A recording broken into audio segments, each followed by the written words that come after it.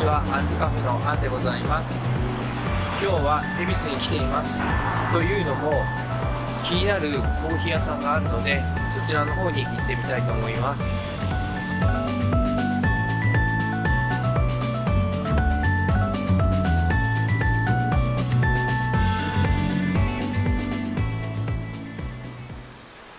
恵比寿神社でお参りしてからお店の方に行きたいと思います。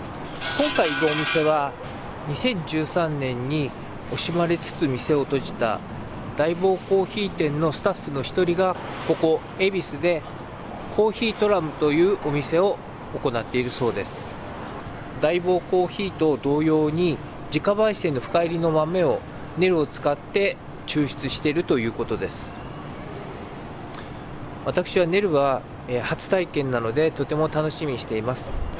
それではお店の方に行ってみたいと思います。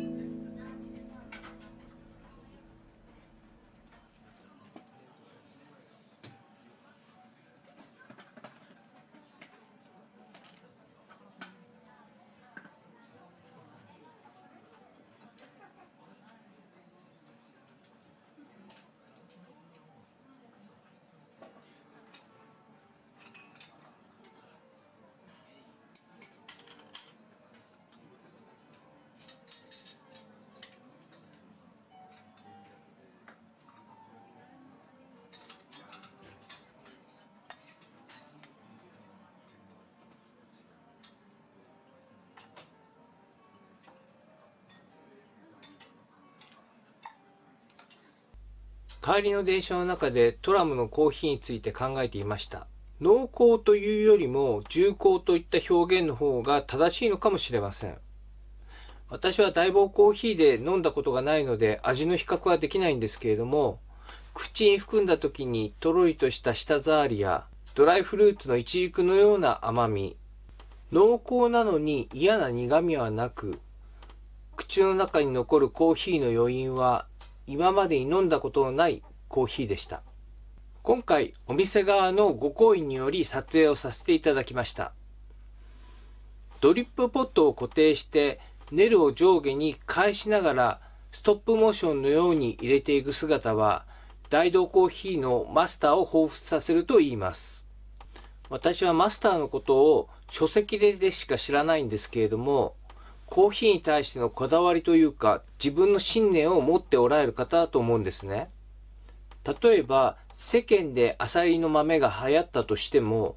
あくまで深入りのネルコーヒーにこだわり、